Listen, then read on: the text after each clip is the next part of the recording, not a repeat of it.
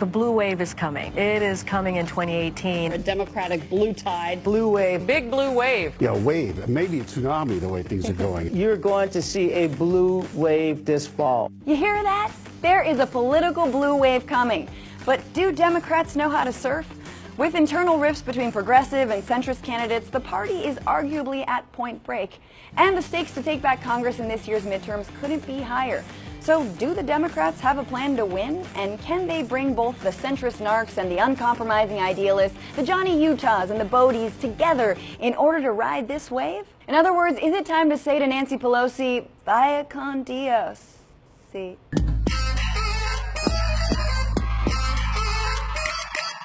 America, the home of 6 flags, 31 flavors, 101 Dalmatians, and 2 political parties. And that means a party like the Democrats has to represent a shit ton of people. The Democratic Party is known as a big tent party, not to be confused with its opponent, the circus tent party. That's because of the elephants and the clowns.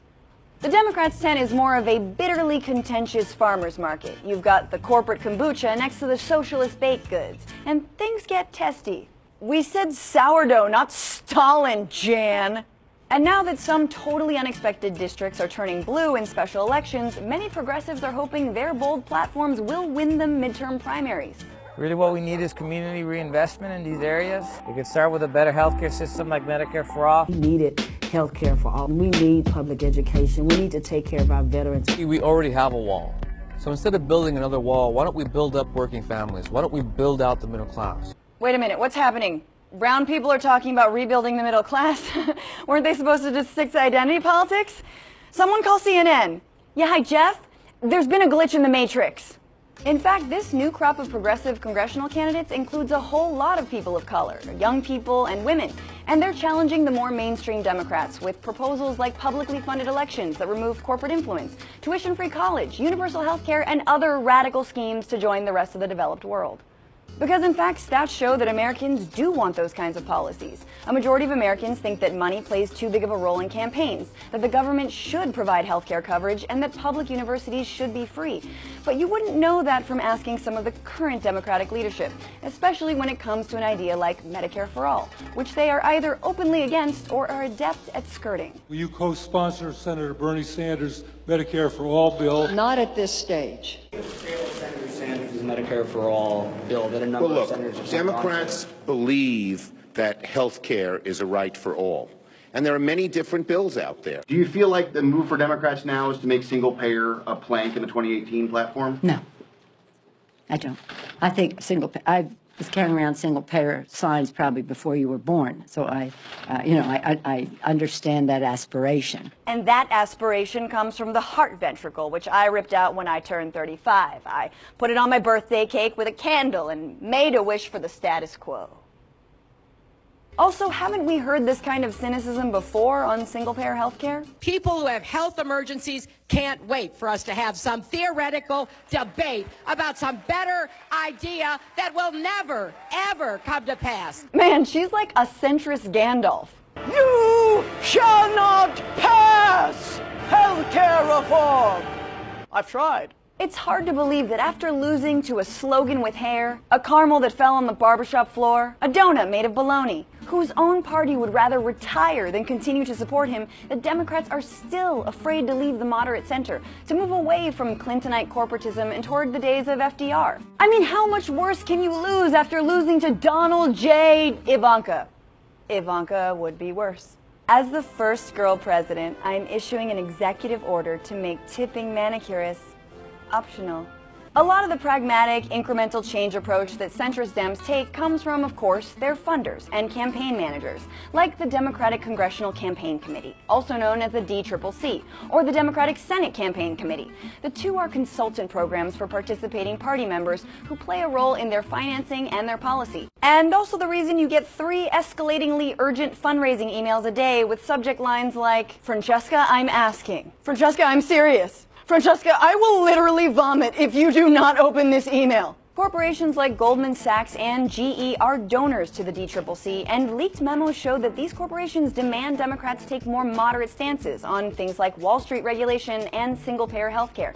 The DCCC even sent out an email after the Las Vegas shooting that told Democrats, quote, do not politicize the tragedy. But don't worry, the DCCC does put donations towards political ads that speak to what Americans truly care about.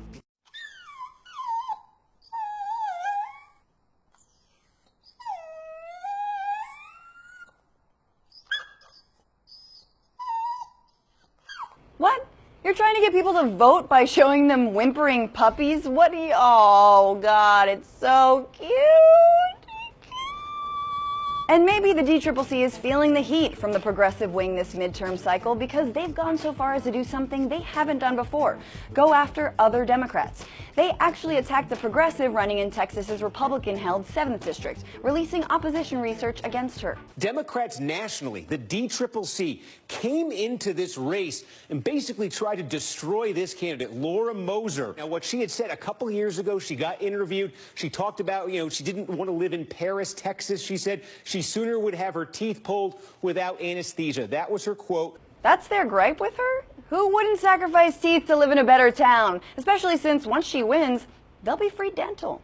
Now, of course, Democratic leadership, consultants, and donors all want to win. So you can understand why they would want to support the candidate they believe is the strongest. But does strongest only equal the person with the best ability to raise money? Or does it include laying out some kind of political vision? Because the candidates the DCCC are backing against progressives don't seem all that solid and definitely not that inspiring. Like Elaine Luria from Virginia, who actually voted for the Republican she's trying to unseat. Twice! Meanwhile, her progressive primary challenger is elementary school teacher Karen Mallard, who is running on universal health care and a $15 minimum wage. And while both believe in gun reform, Mallard is not f***ing around. Just look at what she did to her own AR-15. We didn't want this gun in anybody else's house either. So today, we're going to destroy it.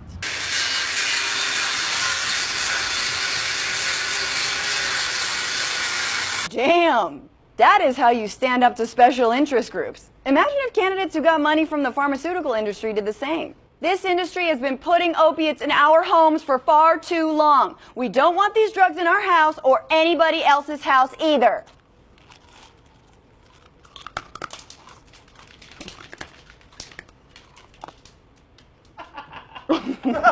Or top Democrat Joe Crowley of New York's 14th District, who's been in Congress since 1999 and has taken money from the real estate and the investment and securities industries.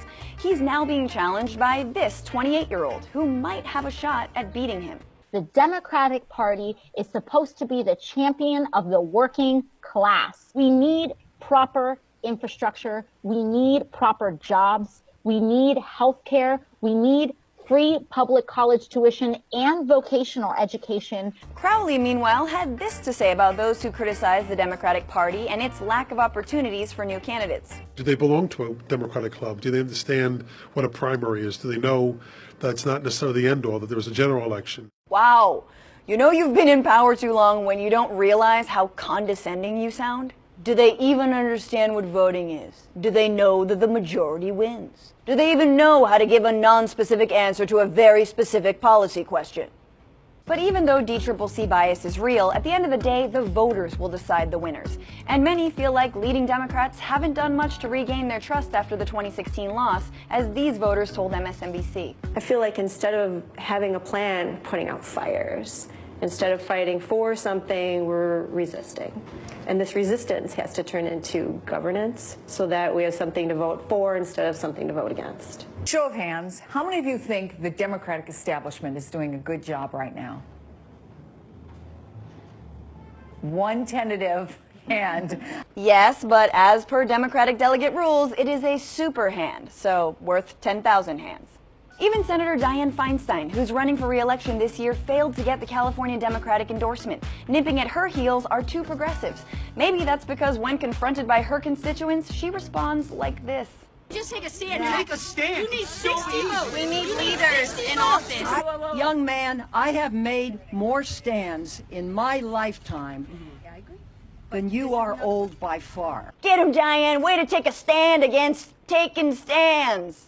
That smug defensiveness is also echoed by Feinstein's House counterpart, Nancy Pelosi, as she explains why she should be House Speaker if and when Democrats regain control of Congress. Why don't you think you should step aside? Because I'm a master legislator. I'm experienced in terms of knowing the institutional memory of the Congress. Okay, but experience isn't the only factor, Nancy. I mean, the guy who invented the car still shouldn't be allowed to drive when he turns 90. Look, I'm not saying that holding the Democratic tent together or winning elections are easy, nor that leaders like Pelosi, Schumer, Feinstein, and Crowley haven't done real work and dealt with mountains of shit.